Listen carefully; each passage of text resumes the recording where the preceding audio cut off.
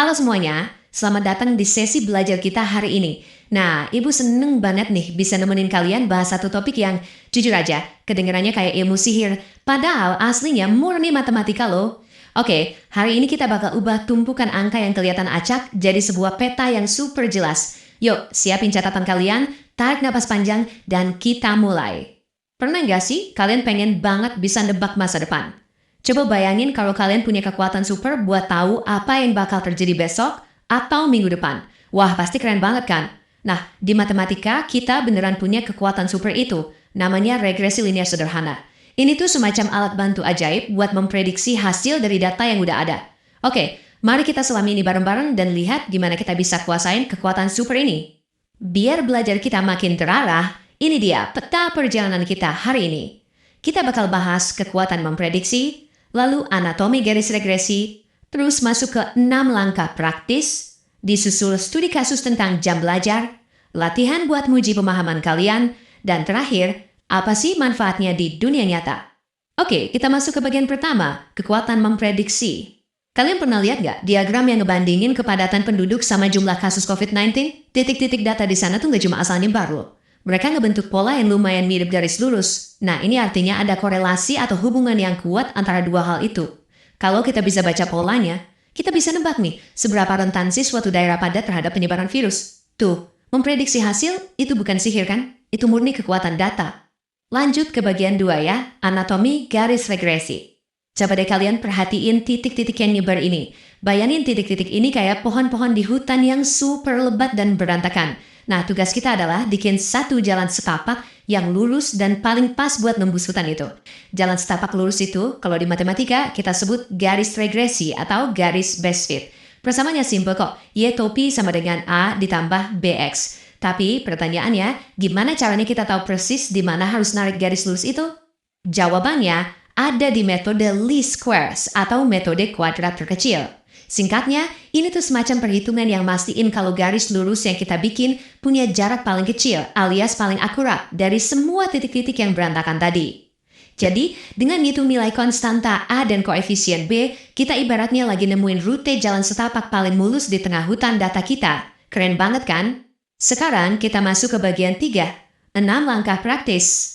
Nah, gak usah takut sama rumus yang kelihatan ribet, karena Ibu udah rangkum jadi 6 langkah praktis. Pertama, tentuin dulu mana variabel X dan Y. Kedua, bikin tabel pembantu biar datanya rapi. Ketiga, hitung semua jumlahnya. Keempat, cari kemiringan atau slope-nya. Kelima, hitung konstantanya. Dan keenam, susun deh persamaannya. Anggap aja ini kayak lagi ngikutin resep kue. Selama kalian ngikutin langkahnya berurutan, hasilnya pasti memuaskan. Yuk, kita langsung praktek di bagian 4, studi kasus tentang jam belajar. Waktunya kita eksekusi resep tadi. Bener gak sih makin lama kita belajar, nilai ujian bakal makin bagus? Mari kita buktikan. Coba lihat gimana tabel sederhana ini ngebantu ngerapiin data kita. Di sini kita lakuin langkah 1 sampai 3. Variabel X itu jam belajar kita, yaitu 2, 3, dan 4 jam. Terus Y itu nilai ujiannya, ada 6, 7, dan 9. Kita bikin kolom tambahan buat X kuadrat sama X dikali Y. Terus, nah ini bagian yang paling Ibu suka. Di baris paling bawah kita dapat semua totalnya. Jumlah X itu 9, jumlah Y 22, jumlah X kuadrat 29, dan jumlah XY itu 71. Percaya deh, dari sini hitungan selanjutnya bakal jauh lebih gampang. Lanjut ke langkah keempat ya, kita ngitung slope atau dilambangkan dengan huruf B. Jangan pusing sama rumusnya, intinya setelah kita masukin angka total dari tabel tadi, hitungannya menciut jadi cuma 15 dibagi 6. Hasilnya, B sama dengan 2,5. Artinya apa sih? Secara rata-rata, setiap nambah 1 jam belajar, nilai ujian diprediksi bakal naik sebesar 2,5 poin. Tuh kan, masuk akal banget? Terus di langkah kelima, kita cari konstantanya atau si A. Kita pakai total Y tadi, yaitu 22, dikurangi nilai B yang baru aja kita dapat, dikali total X, terus dibagi jumlah data kita, yaitu 3. Setelah dihitung, kita dapat hasil negatif 0,167. Nah, nilai ini tuh ibarat titik awal mula dari garis prediksi kita. Dan sampai deh kita di langkah terakhir, langkah ke-6. Kita tinggal gabungin aja nilai A sama B ke rumus utama kita. Hasilnya, Y topi sama dengan negatif 0,167 ditambah 2,5X. Yeay, ini dia persamaan ajaibnya. Dengan ngerakit rumus ini, kalian baru aja ngaktifin kekuatan super kalian. Sekarang, kalian udah beneran siap buat memprediksi masa depan.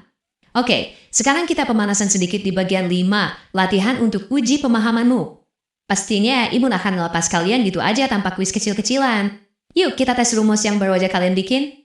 Misal nih, besok kalian mau ujian, dan kalian mutusin buat fokus belajar selama 5 jam. Kira-kira berapa ya prediksi nilainya?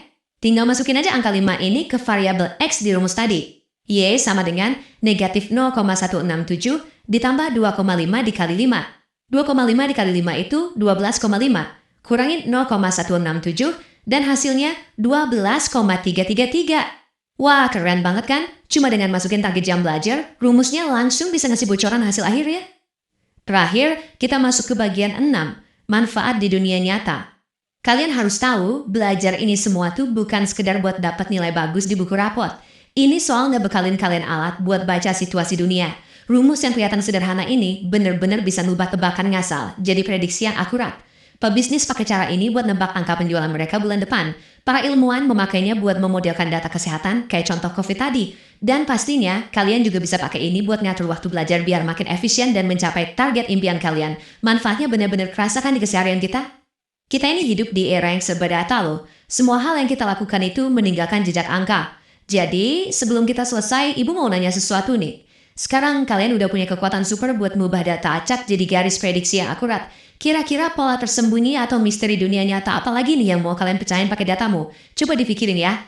Teruslah mengamati, teruslah bermain dengan angka, dan sampai jumpa di sesi belajar kita selanjutnya.